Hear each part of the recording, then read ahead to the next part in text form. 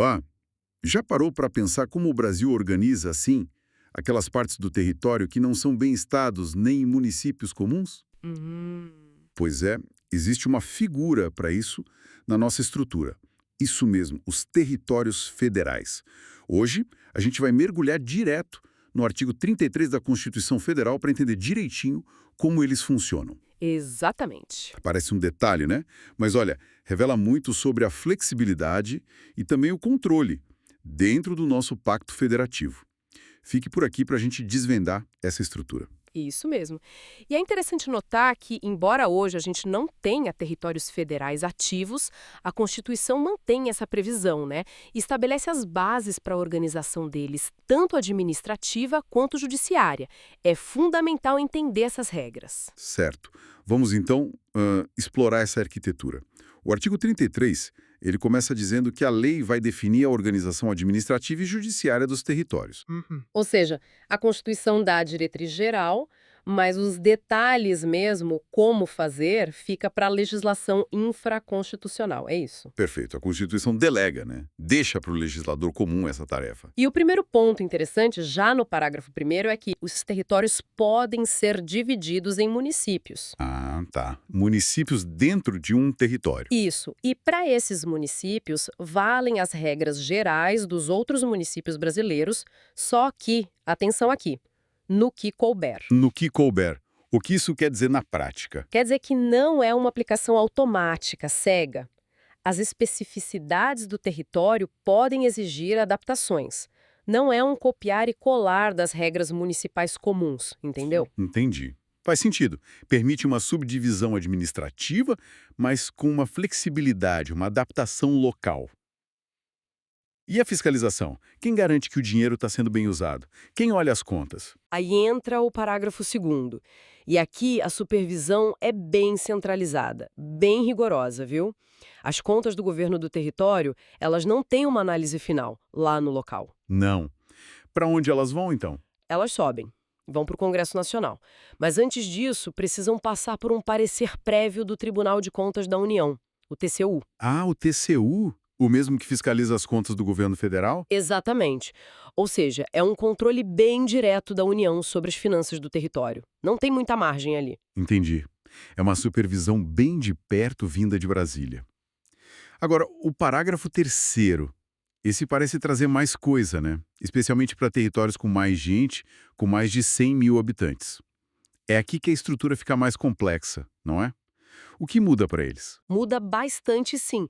Para esses territórios maiores, a Constituição não só permite, ela exige uma estrutura mais robusta. Fica mais parecido em alguns aspectos com outras unidades da federação. E como seria essa estrutura mais robusta? Além do governador, que a gente sabe que é nomeado pelo presidente? Isso, a nomeação do governador é um ponto-chave, mas além dele, é obrigatória a existência de certos órgãos. Que órgãos seriam esses? Imagino que a justiça local entra aí. Com certeza, o parágrafo terceiro exige órgãos judiciários de primeira e segunda instância, ou seja, tem que ter juízes locais e um tribunal para julgar recursos dentro do próprio território. Ah, interessante. Uma estrutura de justiça mais completa. Sim, e não para por aí. Exige também a presença de membros do Ministério Público, atuando ali na defesa da ordem jurídica, dos interesses sociais e também defensores públicos federais. Defensores públicos federais, para garantir assistência jurídica gratuita. Exatamente. Garante o acesso à justiça para quem precisa. É uma estrutura de justiça e fiscalização da lei bem mais completa mesmo, né? Para atender essa população maior. Faz todo sentido. Isso garante um acesso mais direto à justiça e aos mecanismos de controle para a população local. Mas o parágrafo terceiro para por aí? Ou tem mais algum elemento importante para esses territórios maiores? Tem mais um, e ele é fundamental para a questão da representação política local. O parágrafo também determina que a lei ordinária, né, deverá prever eleições para uma Câmara Territorial. Uma Câmara Territorial, tipo uma Assembleia Legislativa local? Isso, um órgão legislativo local, eleito pelos habitantes do território. E a lei também vai definir a competência deliberativa dessa Câmara, ou seja, ela vai ter poder para decidir sobre certos assuntos específicos do território. O que eu acho fascinante aqui é essa escala progressiva que a própria Constituição desenha. Como assim? É como se a Constituição dissesse: olha, se o território tem pouca gente, a estrutura é mais simples, o controle federal é mais direto. Mas se a população cresce, passa de 100 mil, aí não dá mais. Precisa de uma estrutura mais complexa, com órgãos de justiça próprios e até um legislativo local eleito, garantindo mais autonomia e representação. A complexidade administrativa e a representatividade aumentam com a população. Então, se a gente juntar todas essas peças do artigo 33, os territórios federais são desenhados como entidades bem flexíveis, né? Exatamente. Flexíveis, a organização detalhada fica para a lei ordinária, mas sempre sob um forte controle federal, principalmente nas contas, né, via TCU e Congresso. Certo. Mas, ao mesmo tempo, eles podem ter municípios e, o ponto crucial, quando são mais populosos, ganham essas estruturas próprias: judiciário, Ministério Público, defensoria e até uma Câmara eleita. Essa flexibilidade toda mostra as diferentes ferramentas que o nosso federalismo tem para administrar um território tão vasto como o Brasil.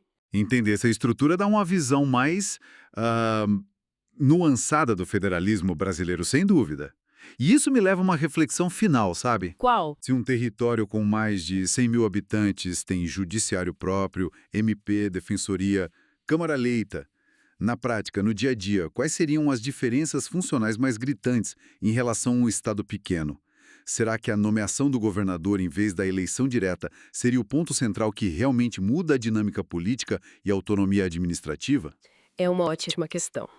Mostra como as linhas de autonomia podem ser complexas na nossa federação. Fica aí a questão para a gente pensar, né? Sobre os limites e as formas da autonomia dentro do Brasil. Bom, por hoje nossa análise do artigo 33 fica por aqui. Foi um prazer discutir esse ponto. Igualmente. Até a próxima. Até mais.